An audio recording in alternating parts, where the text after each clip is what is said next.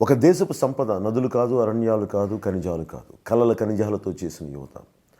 వారి దేశ భవిష్యత్తుకు నావికులని గుంటూరు శేషేంద్ర శర్మ గారు చెప్పిన ఉటంకించిన ఆయన పుస్తకంలో మహాభారతంలో, ఆధునిక మహాభారతంలో ఉటంకించింది నన్ను ఎంతో ప్రభావితం చేసింది. యువతకి మీరు అండగా నిలబడలేనప్పుడు, యువతని కేవలం మీరు ఓట్ బ్యాంక్గానే మలుచుకోవాలి, వాళ్ళని మీ ఎదుగుదలకి వాళ్ళని ముడిసరుకుగా వాడుకునే విధానం పోవాలి అంటే యువతని కలలుగానే యువత ఉండాలి. మీ చిన్నపాటి యువత కుర్రవాడు ఏం కలలే కంటాడు, ఏం చేతులు ఏముండదు, రూపాయి ఉండదు, కానీ నేను ఏదో సాధించాలని కలలు కంటాడు. అలాంటి యువతకి మనం కూర్చోబెట్టి ఈరోజు నేను పోరాట యాత్రలు ఎక్కడికి వెళ్ళినా వీళ్ళు మా దగ్గర మన గంజాయి పండిస్తున్నారు అరకు ఏజెన్సీ ప్రాంతాల్లో, లేదంటే ఇలా వెళ్ళిపోతున్నారు, లేదా బైకులో తిరుగుతున్నారంటే నేను విసుక్కోను. ఫస్ట్ అసలు వాళ్ళు ఎందుకు చేస్తున్నారు ఆ పని? మీరు మూలాల లోపలికి వెళ్ళకపోతే, ఎందుకు యువత ఇలా ఉన్నారని మూలాల లోపలికి మీరు అన్వేషించకుండా కూర్చొని మీరు వీళ్ళ మీద ఒక ద్వేషభావనో లేదంటే ఏహ్యభావం ఉంటే సరిపోదు. నేను సగటు యువత, ఇప్పుడున్న యువత మీద నాకు అపారమైన నమ్మకం ఉంది. వాళ్ళు కలల ఖనిజాలతో చేసిన యువత, వారి పరిరక్షణకి, వాళ్ళ అభివృద్ధికి, వాళ్ళ అభ్యున్నతికి మేము ఆలోచించే విధానం ఒకటే పెట్టుకున్నాం. విద్య అనేది ఏదో కూర్చోబెట్టి నారాయణ కాలేజీల్లోనో లేదంటే చైతన్య కాలేజీలోనో చదవటం కాదు. అందరికీ అందుబాటులో ఉండాలి అంటే ముందు ప్రభుత్వ కాలేజీలని, ప్రభుత్వ స్కూల్స్ని చాలా బలోపేతం చేయాలి. అందుకనే మేము ఏం నిర్ణయించుకున్నామంటే ఉచిత విద్యను తీసుకున్నాం. మీరు 1వ తరగతి నుండి పోస్ట్ గ్రాడ్యుయేషన్ వరకు ఉచిత విద్య రావాలి. ఉచిత విద్యను రావాలంటే ముందు మేము కార్పొరేట్ కాలేజీలను వీటికి గవర్నమెంట్ కాలేజీలను చంపేసి ఈ రోజున కార్పొరేట్ కాలేజీలను మనం బలోపేతం చేస్తున్నాం. ఏ ప్రభుత్వం వచ్చినా, అటు అధికార పక్షం కానీ ప్రతిపక్షం కానీ. ఇవన్నీ కాకుండా మేము ఏ అంబేద్కర్ గారి రాజ్యాంగ స్ఫూర్తి అయితే ఏదైతే ఉందో ప్రభుత్వ విద్యాలయాలని, గవర్నమెంట్ యూనివర్సిటీస్ని చాలా బలోపేతం చేయడానికి మేము నిర్ణయించుకున్నాం. దానికి ముందస్తుగా విద్యా వ్యవస్థకి ఎవరైతే ముందుగా టీచర్లను ఎవరంటారో వాళ్ళని ఉన్నత పెట్టి వేస్తాం. వారికి కావాల్సిన గృహ సముదాయాలు కానీ, వారికి కావాల్సిన అవసరమైతే వారి జీతభత్యాలు పెంచడం కానీ, వాళ్ళ మౌలిక వసతులు ఏమున్నాయో వాటిని అర్థం చేసుకొని వాటిని పెంచడం. అలాగే వాళ్ళకి ప్రతిరోజు ఎడ్యుకేషన్ ఇవాల్వ్ అవుతూ ఉంటుంది. చదువు అనేది, జ్ఞానం అనేది ఇవాల్వ్ అవుతూ ఉంటుంది. 2000లో ఉన్నంత జ్ఞానం ఈ రోజుకి సరిపోదు, ఇంకొంచెం పెంపొందించుకుంటూ ఉండాలి. అందుకని దానికి కాన్స్టెంట్ వర్క్షాప్స్ పెడతా ఉండాలి. అధ్యాపకులు కూడా వర్క్షాప్స్ పెట్టాలి, టీచర్స్ కూడా వర్క్షాప్స్ పెట్టాలి. ఎందుకంటే టు అప్గ్రేడ్. ఒక చిన్నపాటి ఫోన్ వస్తే ప్రతి 3 నెలలకి 4 నెలలకి దాన్ని సాఫ్ట్వేర్ అప్గ్రేడేషన్ అంటాం. అలాంటిది ఇంత విద్యా వ్యవస్థ ఇంత నిరంతరంగా సమాజం మారుతున్నప్పుడు టీచర్స్ని కూడా కాన్స్టెంట్గా వాళ్ళ స్కిల్స్ని అప్గ్రేడ్ చేసే పరిస్థితులు రావాలి. అందుకని టీచర్స్ని కాన్స్టెంట్గా డెవలప్ చేసి వారి కోసం వర్క్షాప్స్లోకి వెళ్ళి వాళ్ళు వచ్చి నేర్చుకుంటే వాళ్ళకి అదనంగా కొంత భృతినిచ్చి ఎంకరేజ్ చేస్తూ క్వాలిటీ ఎడ్యుకేషన్ని ప్రభుత్వ కాలేజీల్లో, ప్రభుత్వ విద్యాలయాల్లో పెంచాలని మేము చాలా బలమైన నిర్ణయం తీసుకున్నాం. అలాగే మండల స్థాయి వరకు ఎక్కడికి వెళ్ళినా సరే ఒక నియోజకవర్గం స్థాయిలో కూడా గవర్నమెంట్ కాలేజెస్ లేవు. మేము ఏం కోరుకుంటున్నామంటే ప్రతి మండల స్థాయికి ఒక డిగ్రీ కాలేజ్ ఉండాలి, అలాగే ఒక పాలిటెక్నిక్ కాలేజ్ ఉండాలి, ఒక స్కిల్ డెవలప్మెంట్ సెంటర్స్ ఉండాలి. అలాగే అన్ని రకాల ఇన్ఫార్మల్ సెక్టార్స్కి ఎలా అయితే చిన్నపాటి వ్యాపారాలు చేసుకోవాలంటే దాని స్కిల్ డెవలప్మెంట్ ట్రైనింగ్, వీటికి సంబంధించిన ఇన్స్టిట్యూషన్స్ పెడతాం. అలాగే స్పోర్ట్స్ ఒకటి చాలా పెద్ద ప్రాధాన్యత ఇవ్వబోతున్నాం. ఎందుకంటే స్పోర్ట్స్ కాలేజీలు ప్రతి నియోజకవర్గానికి ఒక స్పోర్ట్స్ కాలేజ్ ఉండాలి. ఎందుకంటే అందరూ అన్ని రకాలుగా చదువుల మీదే కాదు కాబట్టి కొన్ని రకాలు స్పోర్ట్స్ మీద వారికి బలమైన శిక్షణ ఇప్పిస్తాం. అందుకని స్పోర్ట్స్ కాలేజీని ఒకటి కూడా మేము ముందుకు తీసుకెళ్ళిపోతాం. అలాగే విద్యార్థులందరికీ మేము ఇవ్వబోతుంది వారికి ఉచిత బస్సు మరియు రైలు పాసులు. కాలేజీ విద్యార్థులు ఇంట్లో నుంచి వచ్చేటప్పుడు సరైన పౌష్టికాహారం అందక, ఇప్పుడు నాలాంటి రోడ్ల మీద తిరిగి సరైన పౌష్టికాహారం అందకో లేదా నీళ్లు తాగలేక పడిపోయే పరిస్థితులు ఉన్నప్పుడు అసలు నేనైతే బయట ఉన్నాను కాబట్టి నేను 10 మంది చూడగలరు, కానీ ఒక సామాన్యుడు పడిపోతే ఆ దృష్టి ఎవరికి ఉండదు. అది నా దృష్టిలోకి చాలాసార్లు వచ్చింది. అందుకని నాకు బాధాకరమైంది ఏంటంటే విద్యార్థులు, నేను మా చిన్నప్పుడు మేము చదువుకున్నప్పుడు తిండి లేకుండా చాలామంది నా క్లాస్మేట్స్ వచ్చేవాళ్ళు. అలాగే మొన్న ఎవరితో పెద్దలతో మాట్లాడుతుంటే తిండి లేదు, అందుకే మేము కాలేజీలో కొంత పెట్టించాను పెద్ద ఆయన మాట్లాడి దాని వచ్చిన నాకు ఐడియా, పౌష్టికాహారం లోపం లేకుండా వాళ్ళు బలంగా క్రీడలు ఆడే అంత బలం ఉండాలంటే బలమైన పౌష్టికాహారం ఉండాలి. అందుకని కాలేజీల ప్రాంతంలోని పరిసర ప్రాంతాల్లోనే డొక్కా సీతమ్మ గారి క్యాంటీన్స్ ఏర్పాటు చేస్తాం. వారు ఉచితంగా వచ్చి తినిపోవచ్చు. కేవలం వాళ్ళు చూపించాల్సిందల్లా వాళ్ళ ఐడి కార్డు. అలాగే జూనియర్ ఇంటర్మీడియట్ వచ్చిన ప్రతి విద్యార్థులందరికీ ఉచితంగా ల్యాప్టాప్స్ పంపిణీ చేస్తాం. దేనికి ల్యాప్టాప్స్ అంటే వాళ్ళని కూర్చోబెట్టి ఎంకరేజ్ చేయటం అని చాలామంది మాట్లాడచ్చు, కానీ కొన్నిసార్లు ₹1 కూడా చాలా భారం అయిపోద్ది.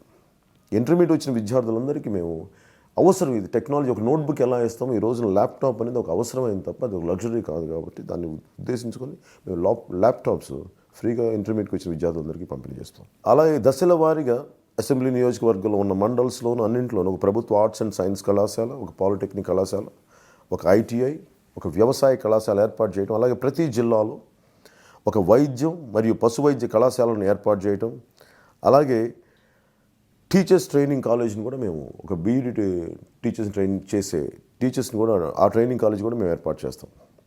అసలు అన్నిటికంటే కూడా మేము కోరుకుంటుంది పిల్లల్లో కేవలం చదువులు అని చెప్పి వాళ్ళని ఎంతసేపు ఒక వర్క్ ఫోర్స్లో తయారు చేస్తున్నాం, కానీ ఒక క్రియేటివ్గా ఉండి ఒక సృజనాత్మకత ఉన్న ఒక సరికొత్త యువతలాగా బలోపేతం చెందే యువత అన్ని రంగాలు అంటే లెఫ్ట్ బ్రెయిన్, రైట్ బ్రెయిన్ అంటే సమగ్రమైన చదువుకోగలిగే శక్తి, మేధో సంపత్తి ఉన్న యువత చాలా అవసరం.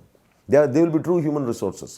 అంతేగాని మీరు కూర్చోబెట్టి విదేశాలకు పంపించడానికి వర్క్ ఫోర్స్ చేస్తున్నాం, కానీ మన దేశాన్ని పటిష్టం చేయడానికి, మన దేశం తాలూకు శక్తిని పెంపొందించడానికి వాళ్ళు చేసే యువతను మనం చేయలేకపోతాం. అందుకని మేము ప్రత్యేకించి మల్టీ ఫ్యాసెటెడ్ ట్రైనింగ్ కావాలి ప్రతి విద్యార్థికి అని దానికోసం మేము డిగ్రీ స్థాయిలోనే విద్యార్థుల్లో సృజనాత్మక ఆవిష్కరణలు వెలికి తీయడానికి innovation hubs plus incubation centres. అది innovation hub and incubation centres ఏంటంటే ఇది మన అబ్దుల్ కలాం గారు ప్రపోజ్ చేసింది. అంటే ఒకసారి మీరు చూస్తే ఎక్కడో ఒక మారుమూల ఒక చిన్నపాటి మెకానిక్ సైకిల్ దొక్కుతా ఒక వాటర్ పంప్ని పొలాలకు పంపించే ఏర్పాటు చేయించుకుంటాడు. తను దొక్కుతూ ఉంటాడు స్టేషనరీ సైకిల్, మన రెగ్యులర్ సైకిల్ని. కానీ దాని నుంచి వచ్చే ఎనర్జీని దానికి లైట్లు వెలిగించడం ఇలా ప్రతి చోట గ్రామీణ శాస్త్రవేత్తలు ఉంటారు. అసలు ఏమి చదువుకోకపోయినా మీరు గుంటూరు ఆటో నగర్లో చూస్తే చాలా అద్భుతమైన వ్యక్తులు ఉంటారు.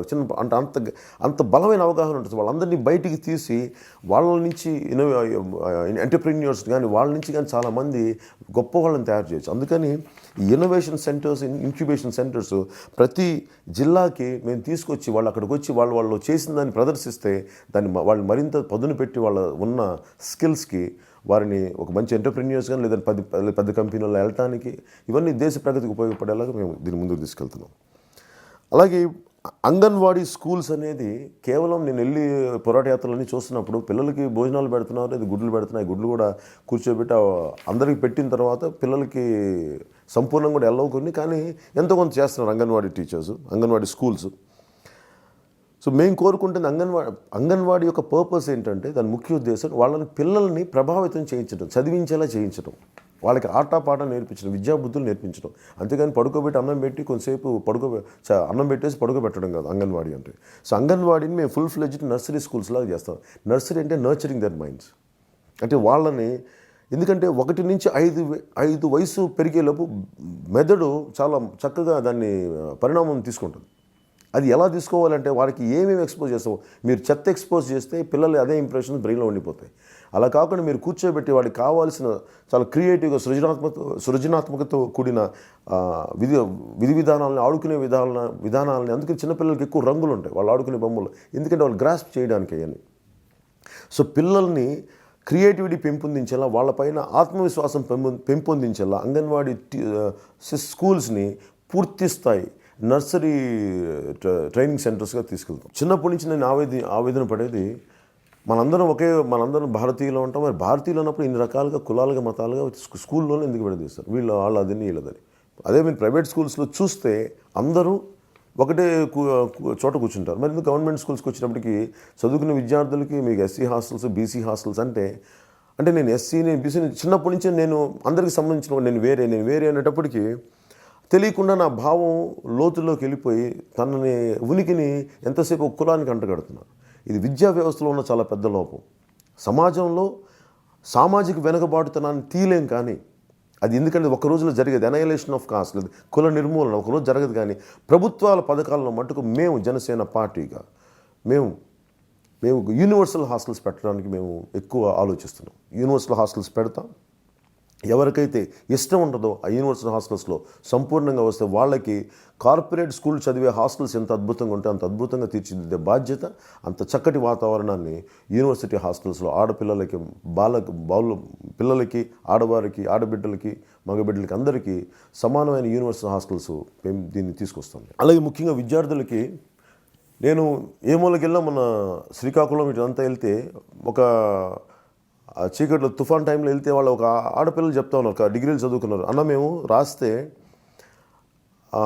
నిరుద్యోగ భృతి అని చెప్పారు. నిరుద్యోగ భృతికి ఆ ఫామ్లో 13 టిక్కులు పెట్టాలి. 13 టిక్కులు పెడితే కానీ అది ఏమేమి టిక్కులు పెట్టాలంటే మీకు చిన్నపాటి ఎక్స్ట్రా వెహికల్ ఉందా అంటే ఉంది అంటే ఇంక మళ్ళీ రాదు నిరుద్యోగ భృతి. సో ఇది నిరుద్యోగ భృతి అనేది నిజంగా చాలా బాధాకరమైన అంశం. ఇస్తే సంపూర్ణంగా ఇవ్వాలి. లేదని నిరుద్యోగ భృతి కూడా గవర్నమెంట్ ఎలా చేస్తుంది, నిరుద్యోగుల నుంచి అసలే వాళ్ళు నిరుద్యోగులు అంటే డబ్బు లేని వాళ్ళని కాదు, కింద మీద పడి అప్లికేషన్ ఫీజులు తెచ్చుకుంటే ఒక ఉద్యోగం వస్తుంది. ఆ ఎంట్రన్స్లో వాళ్ళ స్కిల్ ప్రకారం రాస్తారా ఫెయిల్ అవుతారా అనేది ఉంటుంది. కానీ వాళ్ళు రాసిన తర్వాత వాళ్ళు వాళ్ళకి ఇంకా మళ్ళీ ఎగ్జామ్స్ పోస్ట్పోన్ అవుతాయి, ఎగ్జామ్స్ కండక్ట్ చేయరు. ప్రతిసారి 250 రూపాయలు, బీసీలు ఎస్సీలు అయితే 250 రూపాయలు, అగ్రవర్ణాలు అయితే 500 రూపాయలు. ఈ అగ్రవర్ణాలు ఎవరున్నా సరే పేదలే కదా అందరూ.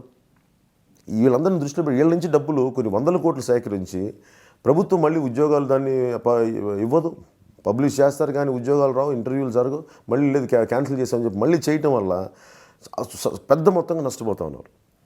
నాకు ఈ బాధ ఇవన్నీ నా దృష్టికి వచ్చి నేను ఒంగోలు ఒకే ఒక మాట చెప్పాను, అసలు అన్ని పరీక్షలకి కలిపి ఏ నిరుద్యోగం అయినా సరే అన్ని రాష్ట్ర స్థాయిలో అన్ని ప్రభుత్వ ఉద్యోగాలకి అన్ని పరీక్షలకి కలిపి ఒకే ఒక్కసారి ఫీజు చెల్లించండి, అది సరిపోద్ది. ఇది మేము తీసుకున్న నిర్ణయం. కొత్త విద్యా విధానం మేము ఏమనుకుంటామంటే, ఒకసారి నేను చదువుకుంటున్నప్పుడు నాకు ఎంత నేర్చుకోవాలని ఎంత తపన ఉండేదంటే ఇంటర్మీడియట్తో పాటు నేను ఇంకో కొత్త కార్పెంటరీ నేర్చుకుందాం అనుకునేవాడిని. లేదంటే పక్కన నాకు చిన్నపాటి వృత్తి విద్య ఉంటే బాగుంటుంది అనుకునేవాడిని. లేదంటే నాకు కాలేజ్లో ఒక చిన్నపాటి పెయింటింగ్ నేర్పించే ఒక వర్క్షాప్ ఉంటే బాగుంటుంది అనుకునేవాడిని. ఇలా ఎన్నో ఉంటే ప్రతిసారి నేను బయటికి వెళ్ళాలో లేదో కానీ నాకు లేదు సంగీతం నేర్చుకోవాలంటే మల్టీ ఫ్యాసెటెడ్ లెర్నింగ్ లేదు మనకి. సో దీనివల్ల యువతకి చదువుతో పాటు వారికి ఏ వృత్తిలో వాళ్ళకి లేదంటే వారికి ఏ హాబీలో ఉందో అలాంటి ప్రతి ఇంటర్మీడియట్ నుంచి ముఖ్యంగా ఉపాధి అవకాశాల కోసం అలాగే ఇంకొంత పెంపొందించడం కోసం ఉన్నత ఉపాధి అవకాశాలు పొందడం కోసం ప్రతి విద్యార్థికి స్కూల్ నుంచి కళాశాల స్థాయిలో తప్పనిసరిగా ఒకలాంటి స్కిల్ కానీ ఒకలాంటి కళ కానీ వారి నైపుణ్యం అభివృద్ధి చేసే వృత్తి సంబంధమైన కళా సంబంధమైన శిక్షణల్ని మేము ఖచ్చితంగా అందించడానికి మేము ప్రణాళికలు చేసాం. అలాగే మన సంస్కృతి సాంప్రదాయాలను తెలపడం కోసం జిల్లా స్థాయిలో లలిత కళలు మరియు సంస్కృతికి సంబంధించిన పాఠశాలలు మరియు కాలేజెస్ ఏర్పాటు చేయడంతో పాటు ప్రతి స్కూల్లో మన కళాశాలలో మన సంస్కృతి సాంప్రదాయాలను సంబంధించిన సబ్జెక్టులు ఖచ్చితంగా బోధించడం. ఎందుకంటే మన భాష మన ఒక్కొక్క జిల్లాలో 2-3 చోట్ల విభిన్నమైన భాష యాస మాండలికం ఉంటుంది.